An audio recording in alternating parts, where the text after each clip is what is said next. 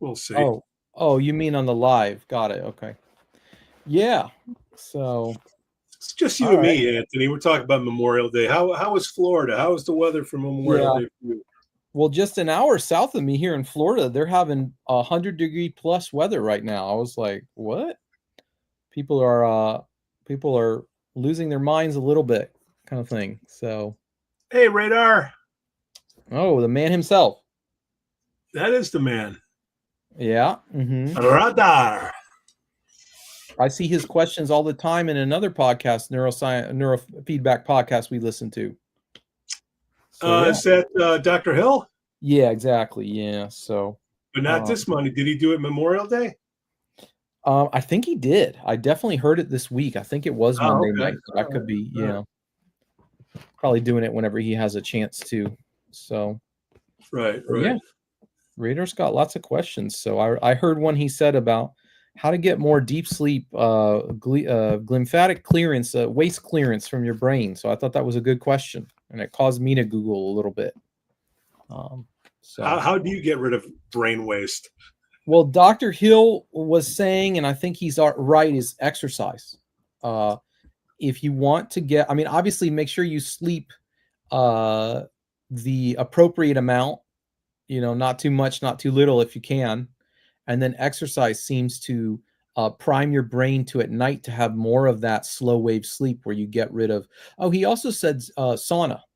And sauna. Yeah, I have heard that because sauna is associated with growth hormone. And as you'll hear Jay talk about, but Radar, I was thinking this at the time. Jay talks about if you want more deep sleep when growth hormone is released, you do SMR. SMR neurofeedback training. Now, SMR I'm finding to be tricky, I will say. And ISNR had a study that came out. Gosh, I can't remember the name of the individual. Annette Rogel, I think, or Rogel. SMR side effects are the most likely with SMR of any neurofeedback type they found. And that has been now the side effect is usually just you can get some sleepless nights. So I just want to put that out there. It seems to be, after I've talked to Dr. Hill, I've talked to Jay and others, and they say the trick is finding your correct SMR frequency, and that's a little difficult. So let's see what Radar says here. What issues are you having with SMR? Yeah, so very frequently I will see SMR actually disrupt people's sleep. And I've heard Dr. Hill, I listened to both his SMR episodes. Yeah, so Radar's usually hard to convince, but yeah, so all I can say is the study matched my experience with many people going through neurofeedback. And that has been my experience too, to be honest with you, is that if you get SMR wrong, it will actually shorten your sleep, and it can do it for a while. And what Andrew Hill's advice on the podcast, I've heard him say this now a couple of times. He likes to undershoot the traditional 12 to 15 frequency. He likes to do 11 and a half. And he also says, try to tweak it in these, as I recall, he says, try to tweak it in these like quarter of a hertz increments until the person's reporting to you. I don't remember the words used, something like they feel relaxed. So I have not been able to do that with an individual yet. Yeah.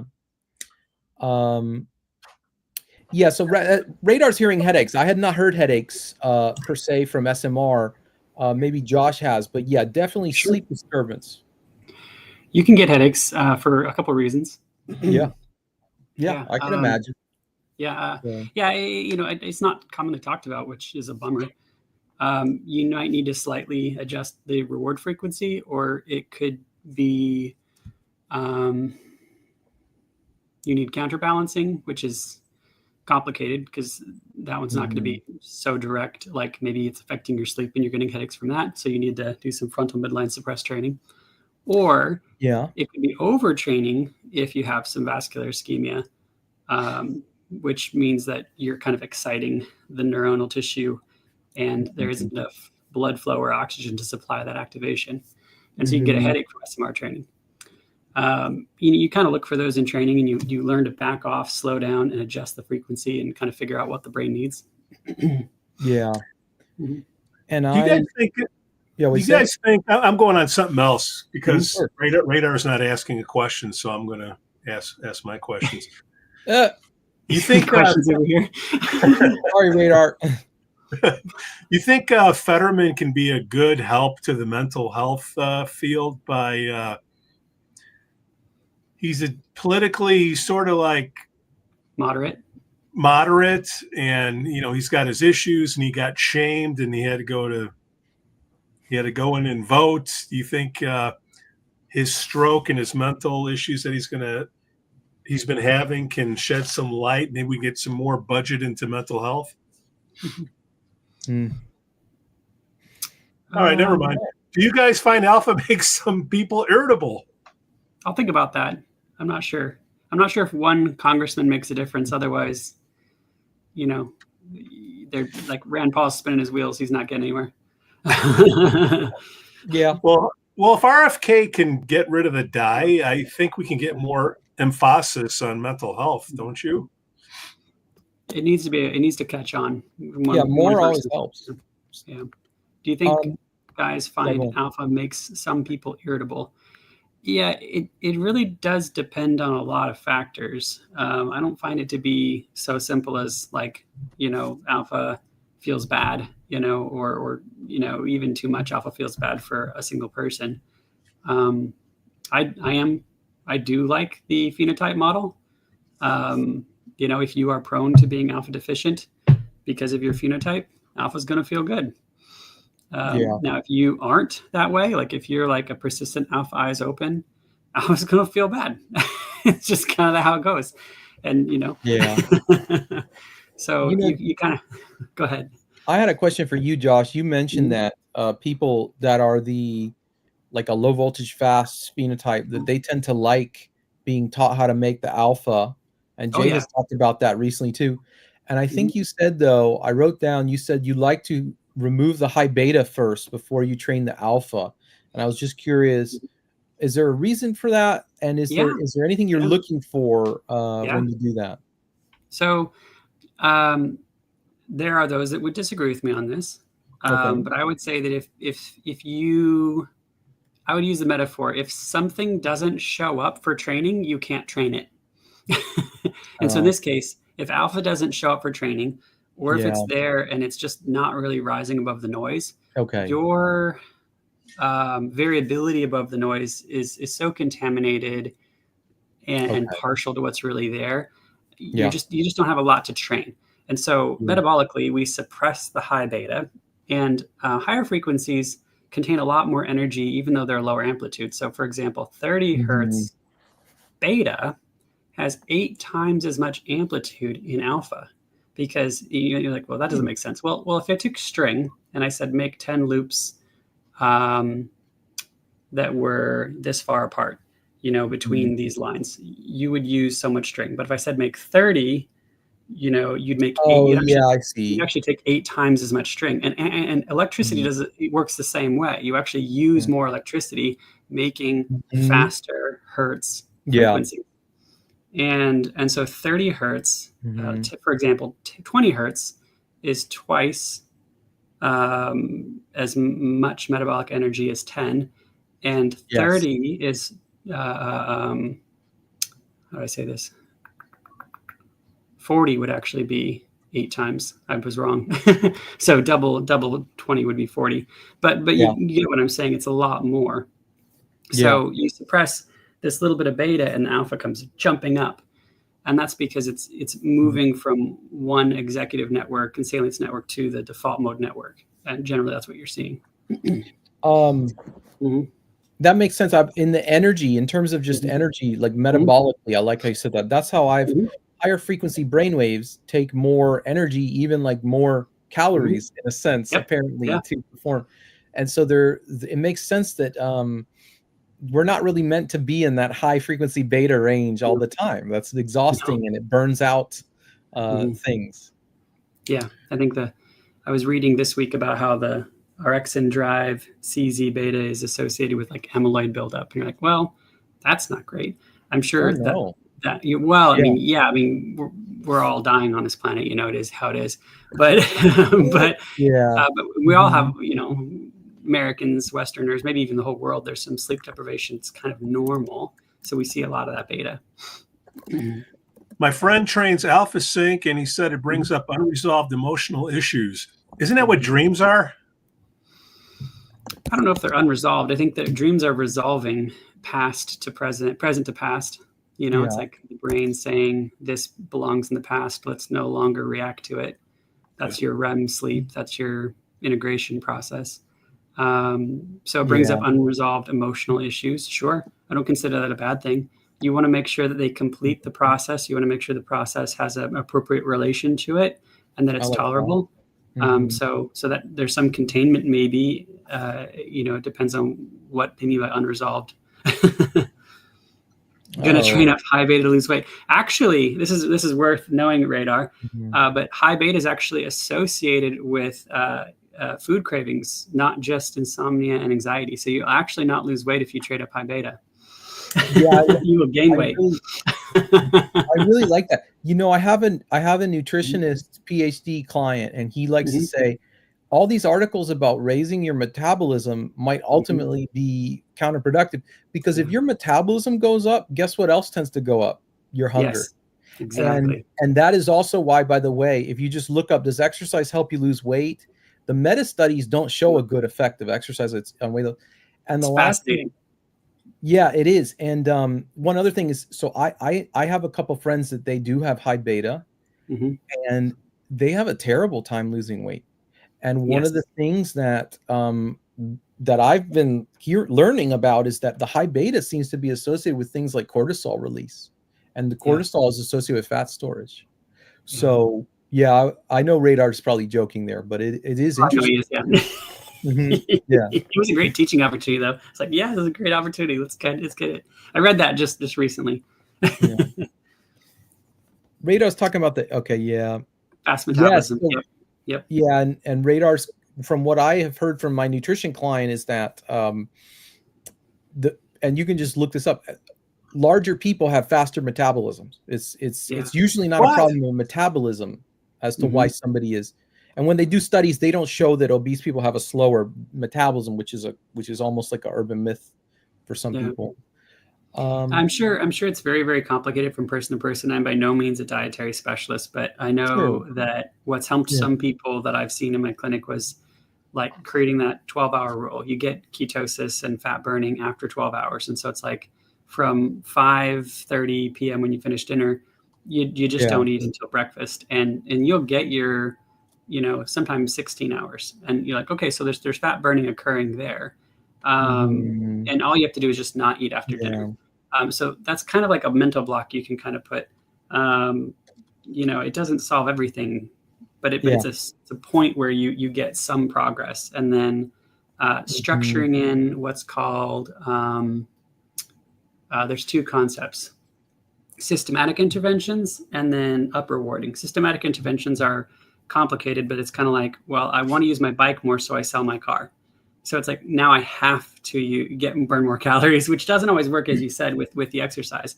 But systematic exercise is interesting because I've systematized my lifestyle. It's built in. I can't not do it. And then up rewarding is, instead of rewarding myself with a piece of cake for finishing a 2-mile run, I buy myself new running shoes. Up rewarding is a reward that complements the process. And so those kinds of things are helpful. And I'm not a dietary specialist, but those are some basic principles I work from in just generic counseling. So you shouldn't reward yourself by going to the ice cream shop when you lose 10 pounds?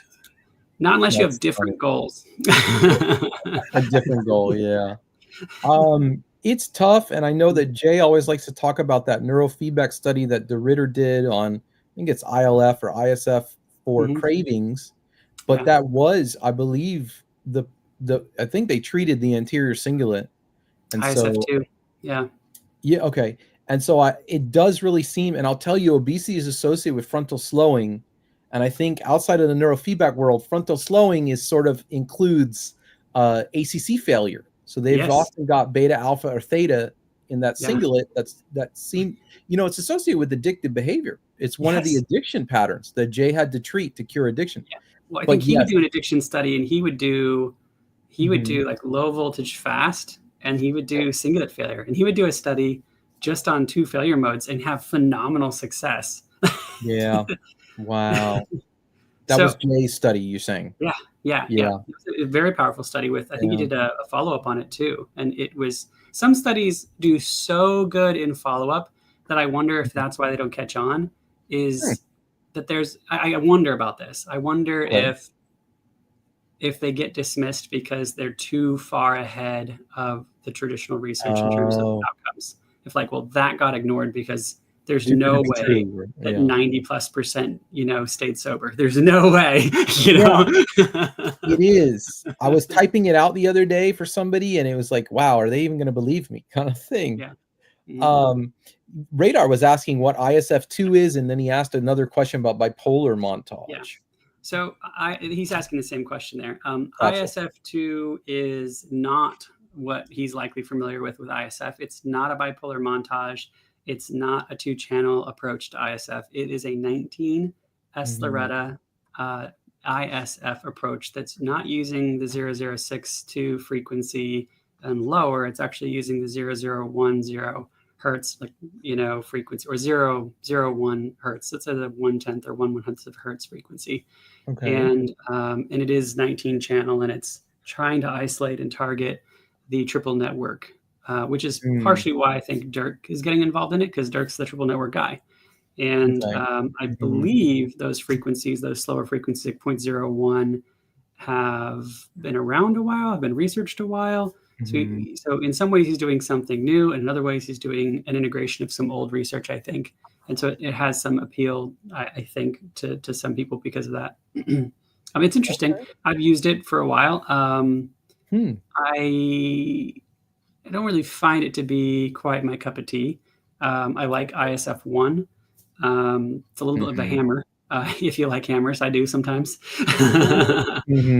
So, but I haven't, I just like amplitude training, I think, for the triple network approach. That's what I've settled on for myself. Nothing to criticize about it, though. It's doing well in research. It's new, so it doesn't have tons of research. But for as long as it's been around, it has research, which is something. That's good to hear. Yeah, Mark's been busy. Mark Smith. He deserves some credit. Yeah, that's great. He does seem to put out a lot of research and things. That's awesome. Yeah. And he should be retired, but he's working hard.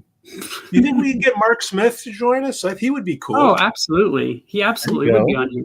And you should give him, a significant amount of time, just talk about the weird stuff that he's doing and let him talk about his studies. Those 3D printed caps, that's insane. What was that? This 3D printed caps that he's got his kids doing.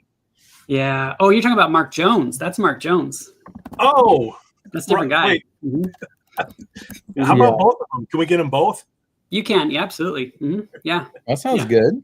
Mark Jones, I believe, works at the University of Texas. UTSA. UTSA, yeah. And he's involved in a number of good projects. He's still... That's awesome. Sort of part-time there, sort of retired, but he's got a bazillion projects. I don't know if he can retire. Yeah. Which one should be more... Hold on. Radar, which one? I got my marks messed up. Smith or Jones? He's probably talking Smith. Smith is UTSA. Sorry, well, I got him wrong. Jones is UTSA, and Mark Smith is the ISF infra-slow guy. Got it. And some people will say, is that different than like the author method? It's like, yes, it's different, but there is a little bit of convergence because of the histories between them. Just a little bit. So I have to be careful because there are different systems, there are different methodologies. Fair enough. Anthony, anything hot in your room that we're trying to promote, or you got too many people in there? You don't want any more? There were some cool posts this week. In the past week, I think there was one. Well, we talked about the antidepressant study last time, but I have more personal victories that have come up with neurofeedback in the last week. I was really happy about while I go looking for that. So a buddy of mine, his son really has had kind of like ODD, which Jay says is oppositional defiance, which Jay says is often related to OCD. And sure enough, he has one of the key OCD patterns. And at the same time, the son has been, behavioral issues, but also it's made his dad feel dejected to the point, kind of like wondering, does my son even like me? And this is like a young child we're talking about. So they got him some treatment. And you can't make it up. This is the same protocol that I was telling people. I'm just going to call this marriage counseling, because when they got to suppressing broadband inhibit of his frontal lobe at FZ, he says, the very next day, my son came and stopped me and said, I love you, Dad, and wanted to hug. And this is the position, by the way, that Andrew Hill, I just learned this, but this was he mentioned on one of his recent podcasts that this position, the anterior cingulate, is what it's treating, and it's associated with love. And so it's almost the kind of thing, unless you're maybe in neurofeedback or you're a very open person, it's almost like I can't even tell these stories because people are just I feel like probably prone not to believe it. But I've seen now just some amazing transformations just from this protocol. Yeah. So, I mean, it's to the point I'm telling my buddy, and it's a pretty common to have slow and fast waves in your frontal position. It's pretty common, right? And I think I heard Jay even say most people could benefit from this, something like this. I even told a couple of them, like, you may want to even just let your wives try it. I mean, and yourself, because it's I don't say that lightly, and everyone, be cautious and follow your clinician and all that, but I've just seen too much amazing stuff now. And OCD is one last thing, is that OCD and empathy are inversely correlated. So it makes perfect sense to me. If you just Google OCD and empathy, there's studies showing, one study said OCD patients were unable to take on the states and thoughts of others. And it's associated with rigidity. So it makes total sense that his son is, one thing he said about his son was, it's like it has to be his way or he can't handle it. Everything. And so but it makes sense then that if you correct some of that OCD, now there's more warmth. And I know this is crazy, but it's like, I'm seeing this stuff change families in real time. I just don't know what else to say. So. And that's all you got in the group? Come on, give me something juicy, Anthony. Well, like you, and then you kind of like, well, what's next? So. Yeah, and I think Radar's right, by the way. Like, ODD is usually associated with antisocial personality disorder, though I would say it's a broader expression. And there's a higher bar for antisocial personality disorder than there is ODD.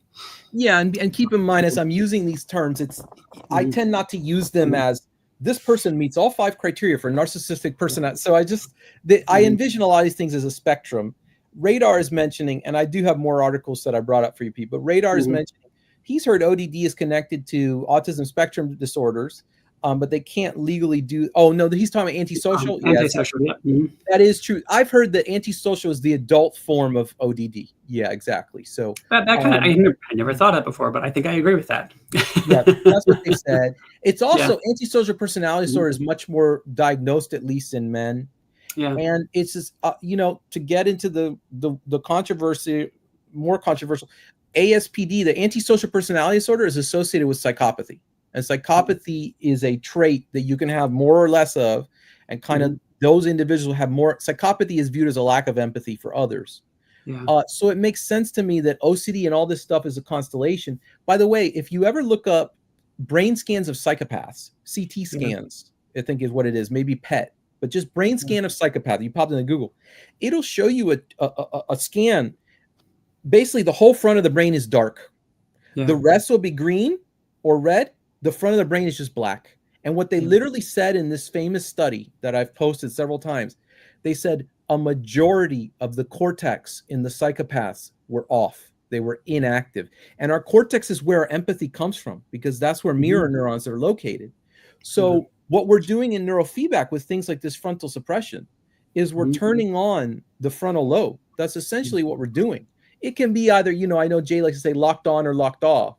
Sure. But when you have those rhythmic patterns like alpha, theta, or beta up front, that essentially means that those neurons, at least that I've read, they're not recruitable now. They are no longer modular or adaptable to a task. They're already engaged with tasks. And so when you free that up, it's so natural. it's associated with cognitive flexibility when you get rid of these waves. So if you have these OCD patterns, these frontal fast and slow waves, that's rigidity. That's the central construct that they in psychology. When you get rid of it, now you're flexible. A flexible person has an easier time taking on the perspective of another.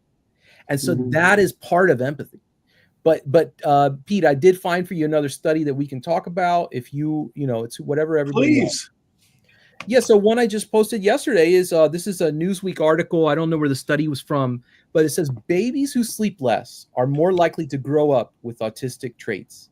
And it says that up to 86% of autistic children have reduced duration, frequent awakenings, and prolonged sleep latency, which means it takes them longer to fall asleep. So I'll let Josh, since I've spoken here.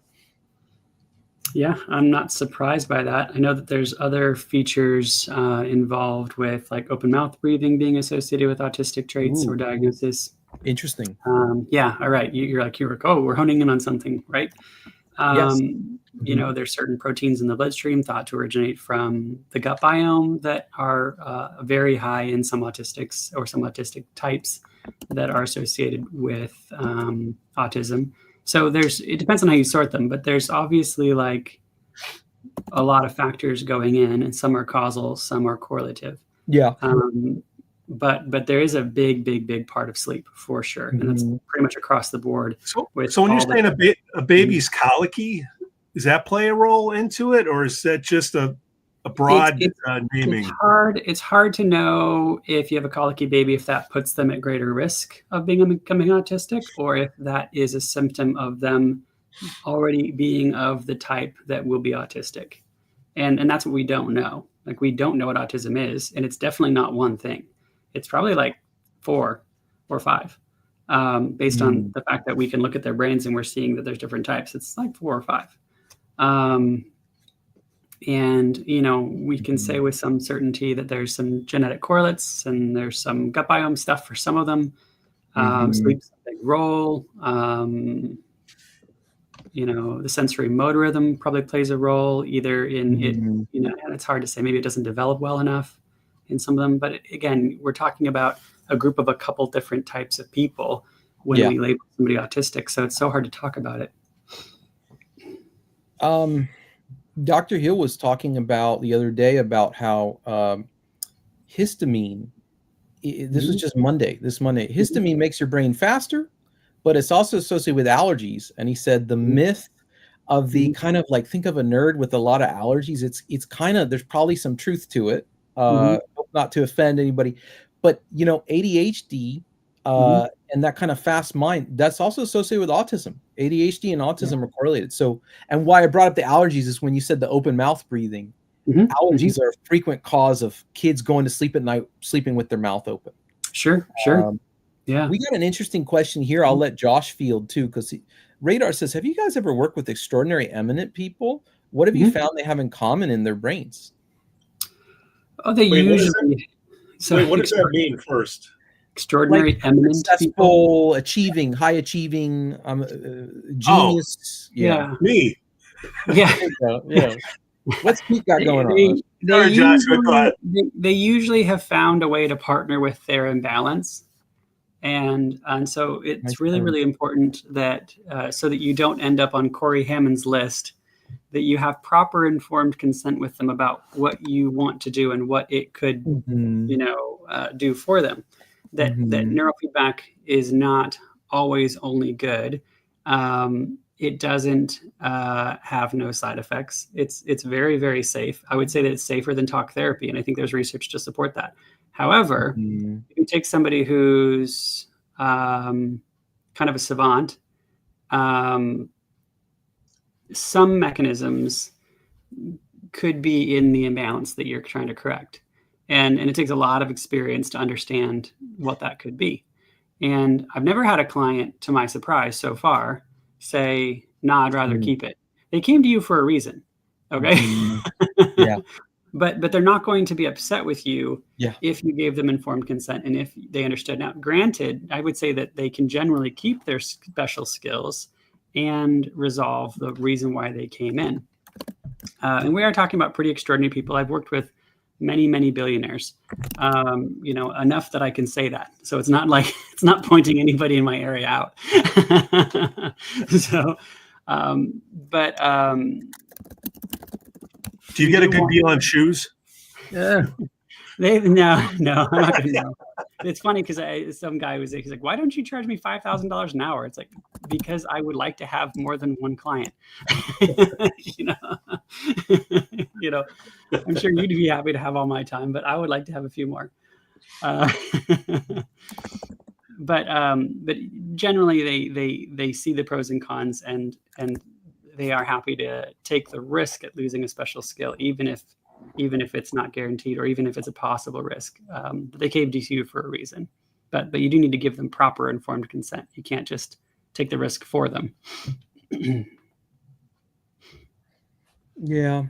I could give some examples. The genetic alcoholic, the low voltage fast. There is a study. I need to go track it down. There was a study showing that people who'd become self-made millionaires were disproportionately more likely to be a low voltage fast map. Oh. Because they just didn't have an off switch. They didn't know how to slow down. And it was like, well, if I slow down, my brain doesn't have an idle mode. And so my brain perceives my salience and executive function idle mode as anxiety. And so if I just don't slow down, problem solved. Because you feel good when you're attending to a problem because that's the mode you're in. But you don't really have a non-problem solving mode. So that feels bad because you're in the wrong mode. So they just kind of like work. They become workaholics. That works for them. Now, you know, it should be their choice when and how they give that up. But the chances that they'll say, yeah, let's get rid of this are pretty high, you know? Yeah. Mm-hmm. You know, and this is just abstract here. I'm just kind of thinking this out and thinking out loud.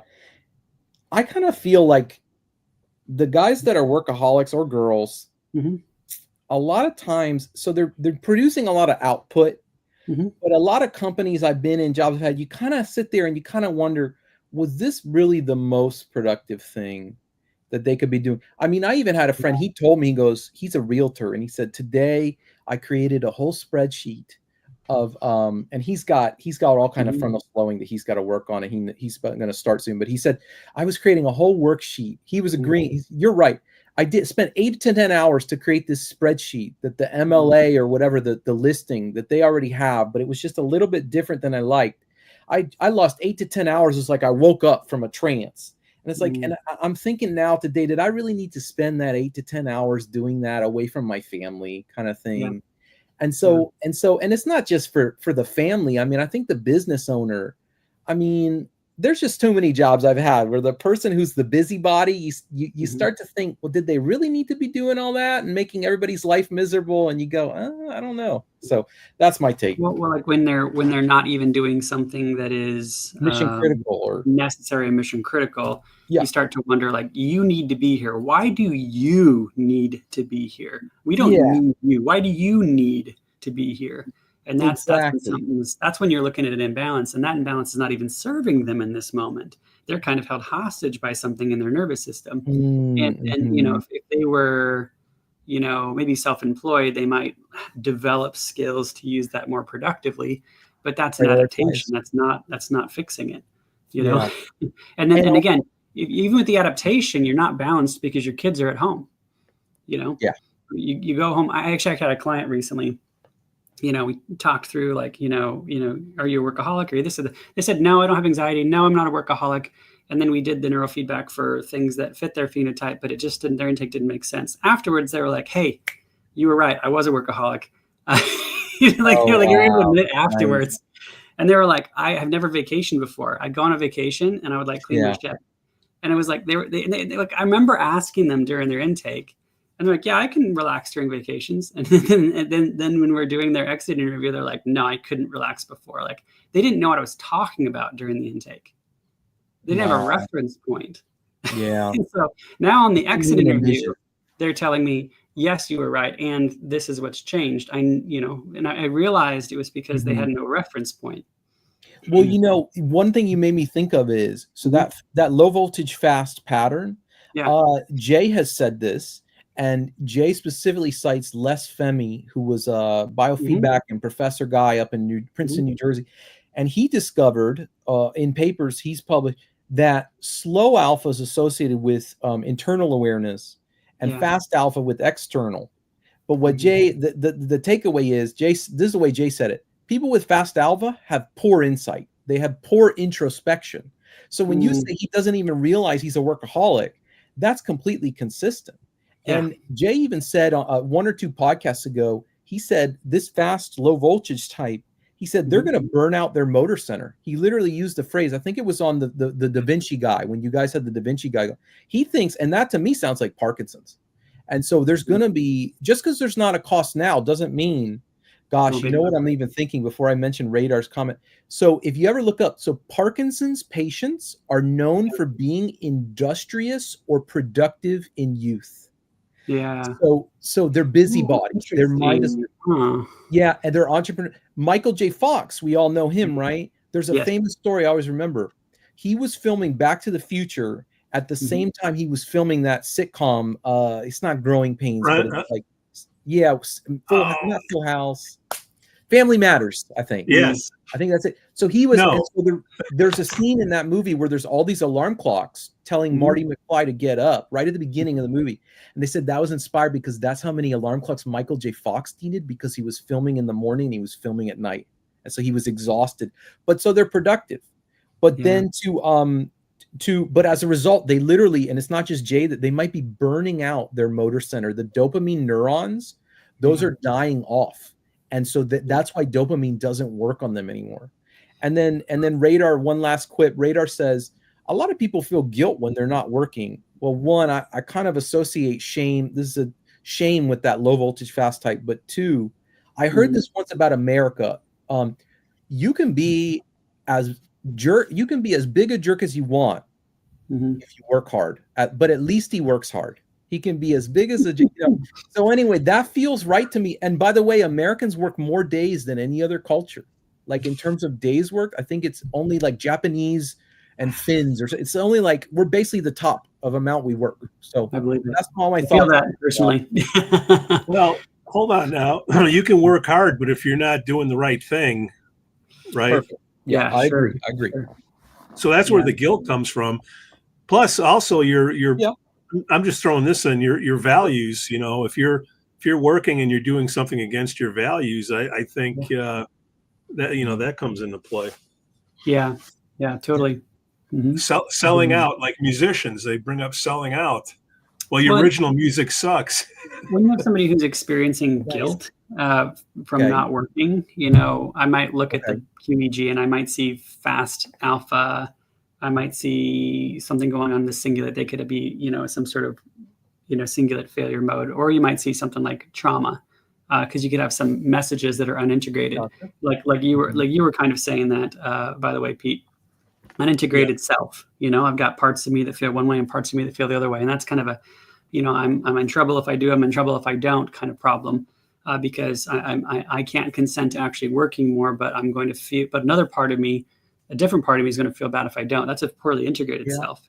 And usually you can see that in alpha asymmetries. I like that. You're integrating, sounds to me like your psychology training.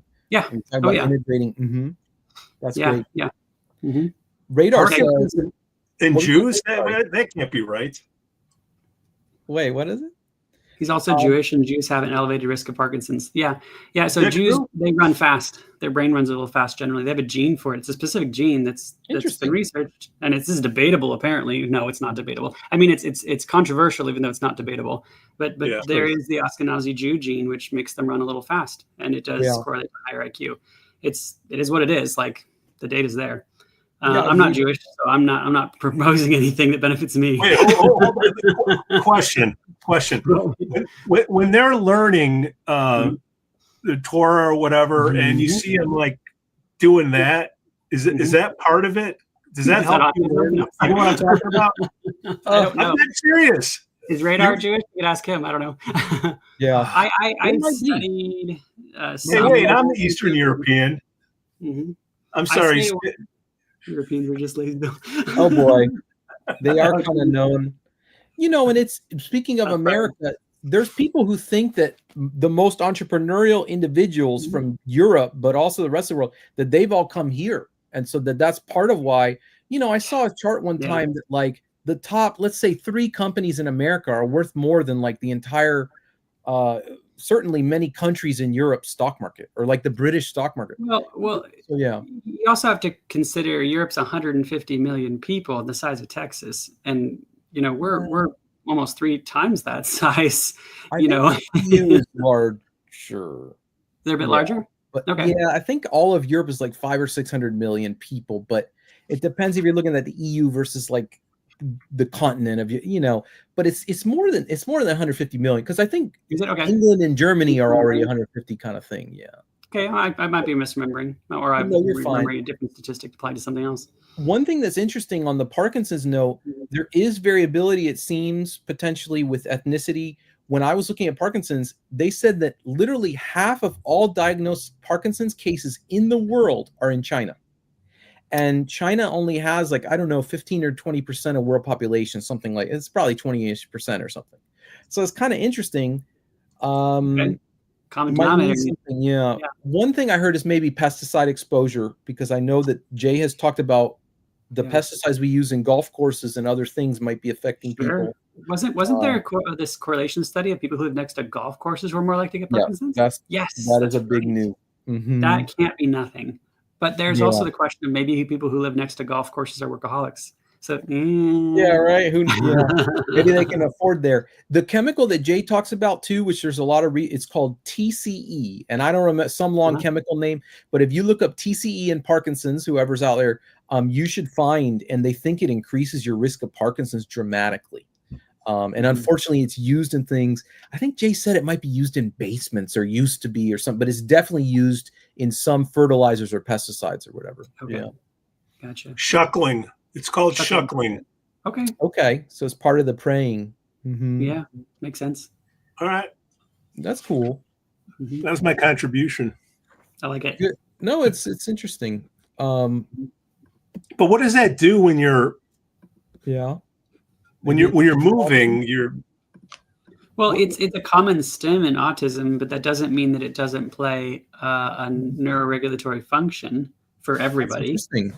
You know? Oh, rhythmic movement. I've been reading a lot rhythmic movement in the EEG, and I feel like what it does is it like synchronizes your alpha or synchronizes your brainwaves. So maybe it's getting them in the zone with their memory. Maybe it's a memory skill. Maybe memory. Yeah, that makes sense. Because they do memorize a lot of text, like a lot. Yeah, that's what I've heard actually back in college. A professor mentioned that there's But would that be a mu thing? Mu? No, I don't think so. I think it's a fast alpha thing. All right. Okay, interesting. They have like thousands of years of memorization. The oral tradition is mind-boggling. It's just unbelievable what they did culturally for a long time. That turns into a lot of guilt. Well, I mean, I don't want to necessarily go deep into that, but I think there was, there's probably room to discuss that. Well, I mean, I got Jewish friends, and their moms, they lay the guilt down like it's like butter. There's also Catholic guilt and stuff. What was the guilt? Yeah. The connection. Well, and I come from the religious offshoot that's Christian, and so we all saw that as an important association. Like the guilt was a useful thing that was supposed to point out, your need, so that when the need was met, you would reach for it. Yeah. Well, what about the rosary beads then? I mean, let's not pick on the Jewish. We got the Catholics, all right? What are you doing? We're not The worry beads. What do worry beads do? Why does that help? It's fascinating because maybe all these religious traditions have gotten all these almost like autistic stems. Yeah. That probably do play like a really important neuroregulatory function. Yeah, maybe it helps you stay focused, I imagine, because if you're praying that long, I was raised Catholic and I've done it. It can get a little, you get a little bored. Okay. It keeps you grounded. Maybe it's like grounding and orienting, I could see that. Yeah. Okay. He says Eastern European moms give you guilt trips too. Yeah. My mom's good at that too, Radar. Don't worry. How funny. Well, guilt is good currency. Yeah, I think we could have a little bit more. Shame got a bad rap after this Professor Brené Brown Yes. did like a Netflix special and a TED Talk, Sure. and she's very good, and certainly there's good and bad forms of guilt, but I do wonder sometimes it's gotten this dirty rap, and it's like there can be appropriate shame and guilt sometimes so that you make up for your actions. Yeah. Right. So like one thing that I wonder, because I, for example, if you want to take like a purely humanitarian perspective and not religious, guilt only would exist if it had a biological purpose. So you can't, evolutionary or that's something. a humanitarian perspective rather than a religious perspective. And I can put myself in both headspaces if I want to. Sure. And so it's like, well, if this exists, what is its purpose? And it is hard to find if I separate the difference between guilt and conviction, which is the term I like to use. Conviction is a very purposeful, productive version of that you can get yourself into a headspace for, and it can feel very different. Shame is either a failure mode of that, which would be a good way of explaining it, or shame is something that was only useful at an earlier developmental stage when your brain was not fully developed. And I'm not. That's just my opinion. I put a lot of thought into this, though. So now, if you ask the religious perspective, I would give you a different answer, though. So, yeah, shame could be our conscience, perhaps. Right. Well, no, I would say conviction is. I would say shame is destructive and intended to be so. Well, if you're running an institution, I mean, you got to shame people to show up and donate. Right. Well, that still fits my model, but I would say it's destructive. Yeah. Okay. Was it the dispensations where you pay to not be in purgatory? The thing? Did we talk about that last week, or was that a different conversation? I don't know. I just had this conversation with somebody. Yeah, he says the 100 Hail Marys will fix everything. That's a danger. The danger of therapy. Lots of people use it to assuage their guilt for being bad people instead of just treating people better. This is one of my favorite topics, Radar. I'm a very left brain, like logical oriented therapist. And I'm very, very, very mindful about the fact that these people are paying me and I owe them the truth. I like it. And I don't think therapists do that enough. Like, you can't just emotionally enable this person, which is, I think, what people do, especially people who have been taking insurance. The client pays a copay and they're kind of expecting $10 or $20 worth of like value out of that meeting because that's all they put out in their pocket. And maybe that keeps the bars low and that keeps the relationship kind of in a weird feedback loop. But when you're cash pay, because I do neurofeedback, I'm cash pay, I have a very aggressive feedback loop when people pay me for talk therapy, and I feel the full weight of what they expect in value. And I think that's very productive for me as a therapist. I feel a huge amount of weight to owe them the truth. And I need to figure out how to get them that truth in a tolerable and productive way that is also embedded with empathy, which is a skill and very hard. Which is what very hard? I'm sorry. It's a skill and it's very hard. Yeah. Mm-hmm. Yeah, but I don't think a lot of therapists do that. That's a very valid complaint in the field. Well, I listened to a therapist, a marriage counselor. He was on a podcast. It's called Modern Love, and it was last Monday. He said something similar. They said, "You're very unorthodox because you say you disagree with the client sometimes." And he said, "Yeah, I like to tell them that the goal for me is the truth, and but obviously it needs to be done because, like, if you piss them off too much, they might not come back. But I heard, and you might be preventing them from getting the help that they need. Yeah." But I know you're doing it good. But what he said is, something I heard independently of that is, apparently therapists that challenge the patient are viewed as better, or they're better. So I think you're probably onto something. Yeah. So this is weird, but when somebody who comes into my office who has a personality disorder, I don't see them as getting better unless they can accept that they are essentially colorblind to something emotional, social thing relative to their personality. I love it. And they have to accept that they are missing essentially like a color in the color spectrum. And they have to trust me, and I will push them in a way that will be painful. And I will fight with them. And what usually happens is that they burn out. We end up in I don't yell at them, but they end up in a yelling match basically, and they leave. But what shocks me is the amount of them that immediately leave don't come back, but give me a 5-star review on my website. Like, that blows my mind.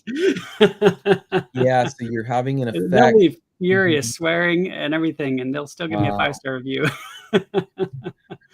But nowadays, Yeah. isn't that just hard to have a difficult conversation with anybody? Or candor. Candor is the word I like to use. You know, it's respectful conversation, and people just don't want to say anything bad to anybody. And when you don't do that, you are saying whatever their actions were, it's okay, and they think they don't get the feedback that, hey, you know, that's not right, and they go out and continue doing it. We have kind of a gotcha culture right now. Yeah. And I think that some people used to call it a shame-based culture. I think it's better described as a gotcha culture, where people will say, oh, so you're saying, and they'll say something back. And so, like, you have a split hemisphere. Okay. So it's metabolically very demanding to say something that is like convicting with empathy. Yeah. Or something that is like, judging with love. And so, like, it's whenever hard to you're have both. trying to hold both at the same time. It's very neurologically hard and challenging for you as a therapist, and metabolically demanding for you to do it. It's also very neurologically and metabolically demanding for them to receive it. And so what they do is they'll accept one piece of it, kind of dismiss the other half, and then accuse you. And then essentially that's where you start to realize what kind of problems you're going to be having in therapy. And so it really quickly devolves into, what did you hear me say? You know,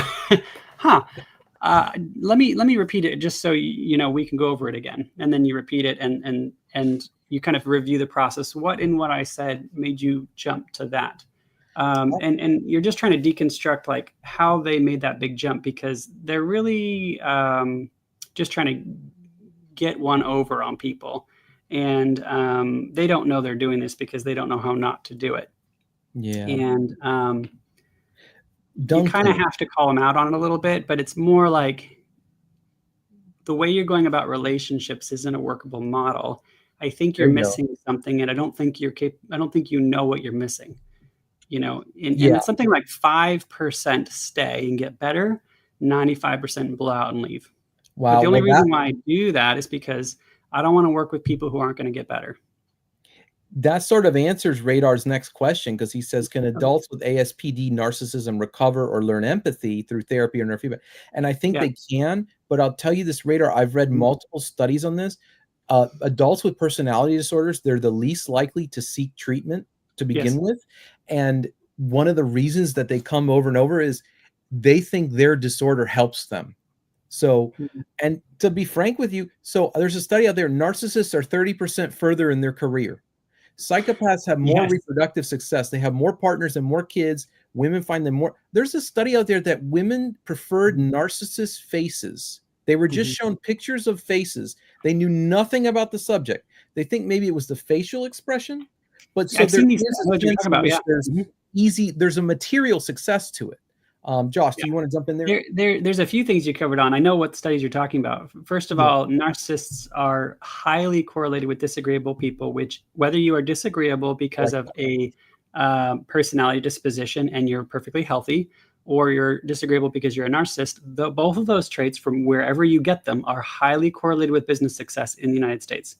Just as a fact, highly correlated. The more agreeable you are, which is the opposite trait, the better parent you are. They are inversely related. Ouch. Okay. So good parent or good at business, one or the other. I am terrible at business. I'm a pretty good parent. Okay.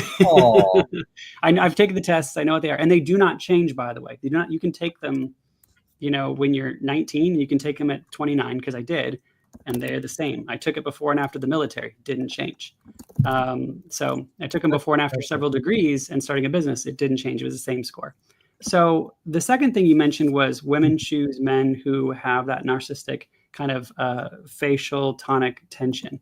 You know, there's facial features of like resting face that relate to that. Yes. I remember that study, and that face is also correlated with it's possibly correlated with a positive personality trait and positive productive traits. Okay. And it just happens to be mimicked by the narcissist too. Wow. And most people are in the middle. So I Yeah. forget exactly what model it was, but the study you're referencing, suspected that it's because there is like a high performing, achieving ideal like person, and the I don't want to say alpha male, but something like that. I'm misremembering the details of the study, but there's something really ideal that for good and obvious reasons would appeal to women, and the narcissist kind of mimics that by coincidence, and so they get a false positive on them. That's what's going on. Radar says maybe people like Pete who are better looking become more narcissistic because they're treated better. Yeah, so that I think there could be, well, I'm open to it. I will say, and it surprised me. The study came out this year, in fact, that said that narcissists are actually excluded more from social situations because people are kind of wise to it. But that they said is it creates a feedback loop where it makes them more narcissistic somehow. I guess they tell themselves, well, these people, I don't need them, or they're beneath me. That's why I don't have to worry. And narcissists are lonely. So loneliness and narcissism are correlated. That's not to say they're one-to-one, okay, guys, when I say these things. But something Josh said, by the way, and there was another study that said, what is the facial expression men like best? And on women, they like to see the woman smile. The same study found that the expression that women like best on the face of men was a face of pride. And there's even a study I have too. It says that men's satisfaction didn't depend on how narcissistic the woman was, or actually it was inversely correlated. If a narcissistic woman, the man's not happy. The reverse was true for women. Women tend to be a little happier with a narcissistic partner, at least according to one study. Sure. But before we're winding down, I just wanted to touch on that empathy topic real quick. And I had a friend say to me one time, he's like, and I know Josh knows all of this, and he's saying, I agree with everything he's saying, but for everyone out there, my friend said to me, he said, when you're going to criticize somebody, ask yourself if you're saying it for you or for them. Like, in other words, is their best welfare? So I'll say that. And the other thing is, I had another friend say to me, and he said, if you have a conscience and you're worried whether you're following your conscience, a good rule can be to do whatever you usually wouldn't do. So if you're the type of person who normally says, I'm just going to give them a piece of my mind. I don't know why people can't give them a piece of my mind. I just give my mind all the time. Yeah. One, I don't think that person is usually doing it for the sake of the other. Maybe they are, but it's a little fishy. But two, maybe they need to ease up and balance, and I will say, as to whether the society is too afraid to be direct and honest or too afraid to be. So the studies that I have seen seem to say that our empathy is what's decreasing. Our empathy, it's a University of Kansas researcher. Empathy has decreased 40% since the 80s. Narcissism has gone up like 3 or 5x since the baby boomers. Yeah. So I think there's going to be a balance, and we might, depending what circle is in, they're overcompensating maybe. But it's got to be in the middle. It can't be all one. That's my piece. Thanks. I think Socrates said that he was speaking about himself when he was talking about his he called it his daemon, but his conscience. He said it doesn't tell him what to do, but it does tell him what not to do. And in thinking about that, I found that to be an incredibly useful way of orienting to your conscience. Stop looking for what you should do and pay extra close attention about what you should not do. Wow. And your conscience does speak more clearly to what you shouldn't do than what you should do. It's just an interesting thing to pay attention to. It's like, that's interesting. That's true. Yeah. Joshua, you know any good mental health books that are out there? I have a really, really simple introduction book for those who just want a very, very simple read called An Introduction to Neurofeedback, or Neurofeedback for All, a beginner's introduction, sorry. And you can, if you want to consult or if you need anything, you can always reach out to me at neurofeedbackcare.com. Can you drop your links in the comments here before we forget, Joshua? And then Anthony, you know of any good technology groups? Yeah, thank you, man. You're always so gracious to do that for people, and it's science and technology discoveries. I did just want to pull in one study for Josh because I meant to tell him. Go ahead. I put up a study this week in a couple of the groups. It says we don't have to worry about the political. Basically, heat and sleep apnea are associated, and if you read the study, it says there are more when the room is hot, the people woke up more during the night, and it was exacerbating sleep apnea. So I just wanted to get that out there. I know that you've been having some success. This was obstructive apnea anyway, and for anybody who has apnea is really the point. Maybe try a cooler room, because the studies I'm seeing, it seems like it's having a big effect on apnea. So. Yeah, I do think there was a tripling of sleep apnea since 2017 or something, and we don't know what we did in 2000. Something interesting happened in 2017. Maybe it was phones. I don't know. Maybe it was the elimination of the incandescent light bulb and switching to LEDs, but it was a very aggressive, very quick tripling. So, we're seeing a lot of it. We see a lot of it when we do our QEGs. So yeah, sad stuff, but it's something you want to get under control, because oxygen is important. Yeah. Right. And I feel for people out there that are going through any sort of sleep apnea. So that sucks. Yeah. Anthony, Ramos, Joshua, thank you so much for coming in every week. Radar, thank you, man. These too, questions man. Are Radar. Amazing. Absolutely. Because we don't have Radar, you got to listen to me, and nobody's going to listen to me. Yeah, I have a thought. I probably could work on this, but I do a lot of pre-post. I have to check and make sure I'm allowed to do it on a podcast, but I get a lot of educational releases for maps, and I do pre-post maps on these educational cases, probably one a week. So I have all these really great pre-post stuff. We should do one on here. Yeah, I got tons of them. Like I get at least once a week, and we do pretty work at our clinic. So yeah. All right, genius. Stuff we could do. Yeah, that'd be a nice topic. Right. Good job, boys. Great show. Thank you all. Thank you, man. As always. All right, over now. Bye bye. Stream is over. Joshua, thank you.